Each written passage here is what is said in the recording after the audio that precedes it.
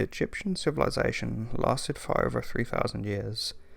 Before Egypt was a huge empire, it was a collection of small city-states that followed the River Nile. These cities were split into a further two regions, which were named in relation to the flow of water in the Nile: Upper Egypt in the south and Lower Egypt in the north. Around 3100 BC, the two separate regions came together to form the Egyptian state. Leading the Egyptian people were around 300 leaders called pharaohs. They were seen to be liaisons between the population and the many gods that were worshipped in Egypt. Once the pharaoh died, the Egyptian people believed that they had become gods, and to help guide them into the afterlife, they created huge complex tombs.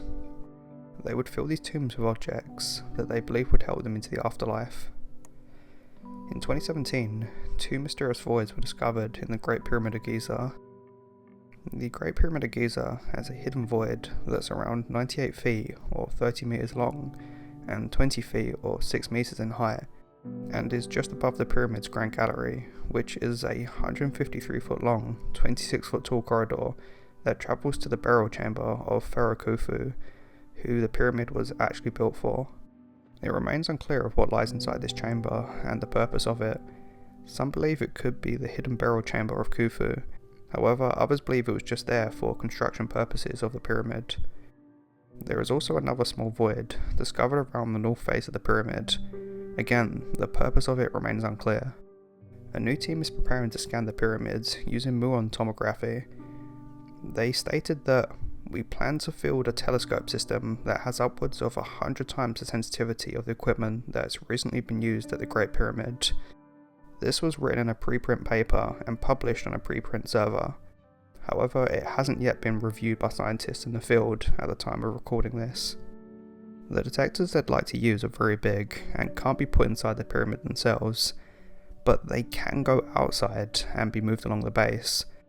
The researchers mentioned that the detectors they'll be using would be so highly sensitive that they could potentially even pick up on artifacts that lie within the voids. Currently, the only thing stopping the project is funding. The researchers are currently awaiting funding to be able to complete the full project. Until then, what lies within these voids will remain unknown. The charity of the month this month is the Samaritans. They're here day or night for anyone who's struggling to cope or needs someone to listen without judgment or pressure. They work tirelessly to make suicide prevention a priority.